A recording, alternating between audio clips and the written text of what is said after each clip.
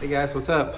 Welcome back here to today's edition of Intuitive Angling, and really appreciate you guys swinging by the channel to check today's video out. And a late night here in the tackle room. I had one of those days today where, man, I've been busy since 5:30 this morning, and it's about a little after 11 o'clock at night right now when I'm filming this video, so dragging just a little bit. But anyway, guys, what we're going to talk about today is I want to talk about the little known reason why anglers, professional anglers, why their performance starts going downhill steadily and gradually as they get older, as they get in their 40s and 50s. We've talked about this a little bit before, but there's one reason that we've never ever talked about that I want to bring up in this video that might give you guys sort of some insight into the reality of pro fishing out there. Also, guys, before we get started, I just wanted to let you all know that Tackle Warehouse has got some really good spring fishing sales right now. If you guys are interested in checking them out, my Tackle Warehouse link will be in the description of the video. If you guys use that link to buy your tackle through Tackle Warehouse, that's a good way to support intuitive angling here. And big thanks from me and my family if you do that. Okay, guys, this is what I want to talk about. It's sort of like a life reality along with a reality of pro fishing in terms of the natural progression of the decline in success that anglers have as they get into their 40s and 50s and 60s. And I've thought about this a lot because this is one topic that I have really thought about for over 30 years, because it amazes me how as an angler gets older, they go downhill as an angler, and they should be getting better, because bass fishing, it does require physical stamina, but not like other sports.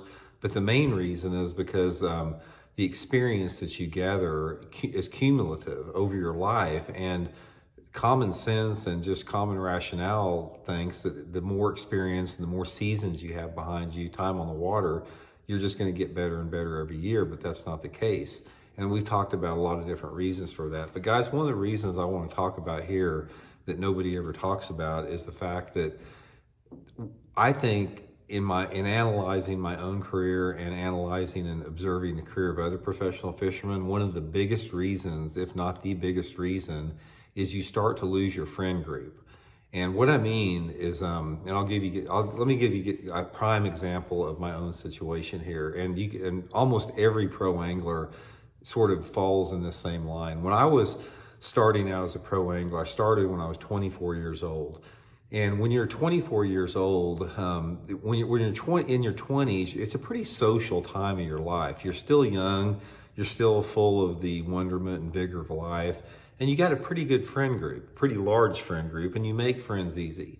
And when you start to be a professional tournament angler, what happens is there's a camaraderie that you form because you are traveling all over the country into strange states, strange bodies of water, and you sort of rely on your friend group as like a support group. It's almost like a safety net a little bit, because most everybody is a long way away from their friends and family, and you develop this tight-knit group of friends that you have as a pro angler. And that group you grow stronger as the years go by, and sometimes that group expands a little bit. And in my own situation, I had probably about a half a dozen anglers out there that I really spent a lot of time with. I mean, Brent Chapman, Aaron Martins, Danny Crea, my buddy Danny Crea, Bob Pastic, Randy Mosley, a lot of different anglers out there that we, travel together, stayed together, bounced ideas off. We, talked about the fishing a lot, and we just had dinner together, hung out together, camping together, all that type of stuff. And what happens is these friendships, they sustain different lengths of time based upon everybody's own personal situation. But what happens in the inevitability, what happens with this is, say, for example, like in my own situation where I had this close knit group of friends, eventually some of them start, the situations in their own life change, and they may or may not have to get out of tournaments, or they may be fishing different tournament circuits. Also, one prime example is my buddy Danny Crea. Danny, one of my greatest friends I ever had my whole life. We traveled together for almost 20 years. And Danny, back in the mid 2000s, he decided that he wasn't interested in tournament fishing anymore. He just had enough of it. And, he quit fishing tournaments. And that was like I lost my best friend out there. Danny was no longer out there at the tournaments with me. And for 20 years, he'd been a fixture of that. And the same with like Aaron Martins and Brent Chapman. Back when Bassmaster and FLW had the split back in 2004, we all had decisions to make at that time, whether to go with Bassmaster or go with FLW. And for Aaron and Brent, their sponsorships were more aligned with Bassmaster. My sponsorships were aligned with FLW. I had an FLW team deal. So I stayed with FLW, and Brent and Aaron went to Bassmaster. So I didn't see him anymore. But again, my buddies, my friend group that I was around, I was around them more than my family.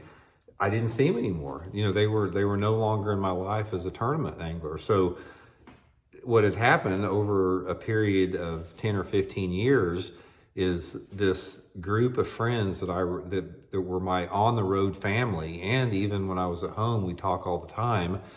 Life situations pulled you apart. And when that happened, it just wasn't any fun anymore. For me, it's like everything changed. It's like when I went to the tournament, I didn't have my buddies there. I couldn't talk to them. I couldn't share, all of our experiences we had together. And it took a lot of the energy and the motivation and the drive out of fishing. And that I'm just one situation. I see that happening to everybody, because everybody that I know that has been in the sport as long as I have, if you started in your 20s, 30s, 40s, and 50s, everybody had the same thing. Everybody had their own little friend group, and everybody had their own little clique they hung with. And eventually all of those cliques start to break apart. And once a clique starts to break, and when I say clique, I don't mean that in a negative. I mean it in a positive thing. It's like your tribe, sort of, your on the road tournament tribe. Once your tribe starts to break up, it's deflating to you on so many different levels, emotionally, physically, just every part of your being. You're not as excited about going to the tournaments anymore. It takes away so much of what was important before, because in the past, when you had your buddies out there, that was like, that was such a positive, and that was such a bonus just to the fishing. And when that no longer exists, you just lose it. You lose something, and you lose your edge, and you lose your performance, and you lose your passion, and you lose your drive. And as a result, your performance starts to go downhill. And I don't know anyone out there that this hasn't happened to. I'm talking, I got thinking about it before I did this video, and it's like every single person I know that is in their 40s, 50s, 60s in professional bass angling, and I watched their careers slowly deteriorate. I don't think it's that reason that we talk about a lot, as far as, you get locked into how you want to fish, and you get, focused in on what worked for you before, and your eyesight's not as good and your reflexes aren't as good. I don't think that's it. I think more of it, and than anything, is once your friend group starts breaking up, it affects everybody. And all you guys out there right now that are pro fishermen in your 20s and 30s, it's going to happen to you. If your clique and your friend group and your tribe that your posse you hang with now, their life situations are going to change. Your life situations are going to change, and that's going to break up. And when that happens, that is also going to negatively affect your performance and your fishing. So the point of the matter is, guys, it goes back to the thing. It's like, you have got to appreciate every moment. It's like those moments out there that I had with my buddies, with Aaron and Brent and Danny and Bob and Mosley and all that type of stuff. I didn't appreciate it at the time. I sort of always assumed that was going to be there, and it's not there anymore. And that's the way it is with every aspect of our life as a tournament angler, every aspect of your life, period. But never take any moment for granted, guys. One of the things I can tell you right now about life, it's like every single thing out there that you take for granted, that is special to you and that has value to you, you need to cherish that. And you need to really be as fully present in the moment as you possibly can, and know that that's not going to be there forever. And in doing that, the experience you have at the time will be so much more fulfilling and rich, because that's just part of life, man. Life has changed. Nothing stays the same. And it's all going to, go into different directions as time passes by. So anyway, just wanted to throw that out there. I was thinking about that today, this afternoon. I just wanted to do a video on it. So appreciate you guys checking it out. We'll talk later.